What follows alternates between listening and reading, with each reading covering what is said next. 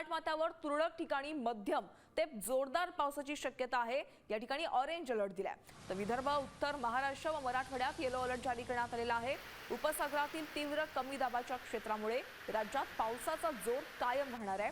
तापमानामध्ये चढ उतार होतोय।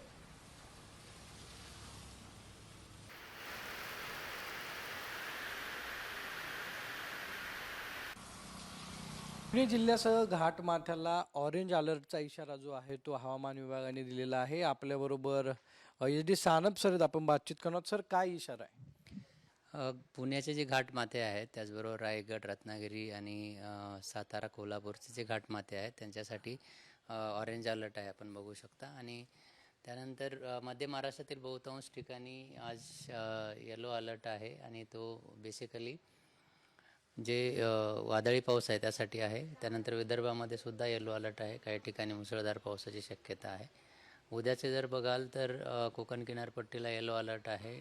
त्यानंतर कोल्हापूरचे घाटमाथ्यांसाठी ऑरेंज अलर्ट आहे। मध्य महाराष्ट्र, मराठवाड्यासाठी हलक्या ते मध्यम स्वरूपाचा पाऊस पडू शकतो। कॅमेरामन आदर्श कटकेसह सागर और साम TV पुणे।